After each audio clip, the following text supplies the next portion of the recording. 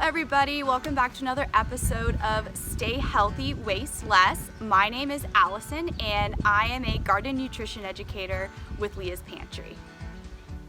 So before we get started today, we wanted to remind you of this awesome program we have going on right now, where the first 20 people to watch one of our new videos and fill out a brief survey at the end will be able to receive a $6 VeggieRx voucher to use at any of your local farmers markets. So we'll provide the link for that at the end of this episode.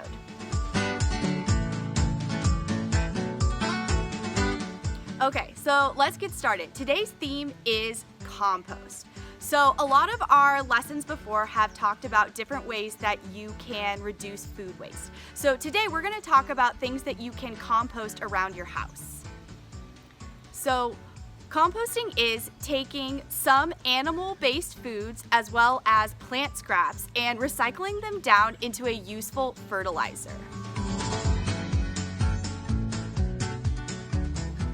So when it comes to things that you can compost, there are three main categories. So there are food scraps, plant parts, and soiled paper.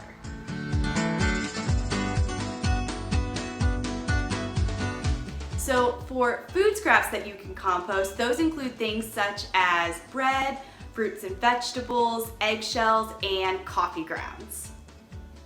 Things like meat and bones can also be composted, but they call for a different process and it takes a lot longer to break them down. So for the next category, that will include things like leaves, grass, and dead flowers. And lastly, for soiled paper, that's going to include things like used coffee filters, pizza boxes, wine corks, plastic cups, and used paper napkins.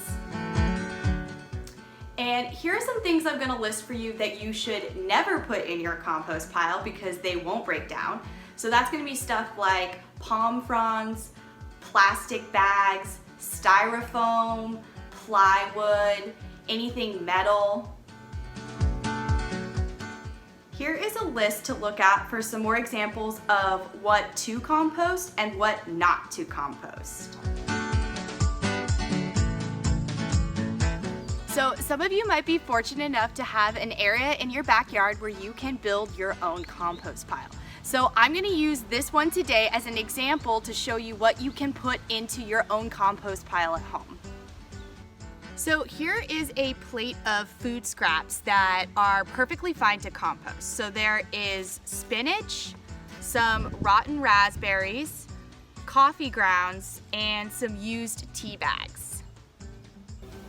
When adding in your food scraps, you want to make sure that you put them in the middle of your pile and that you cover them up with grass clippings, dried leaves, or even straw.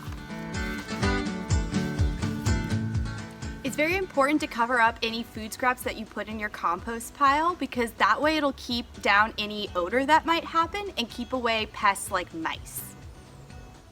And that is how you build a compost pile at home. So I hope this lesson was really helpful with showing you what you can and cannot compost.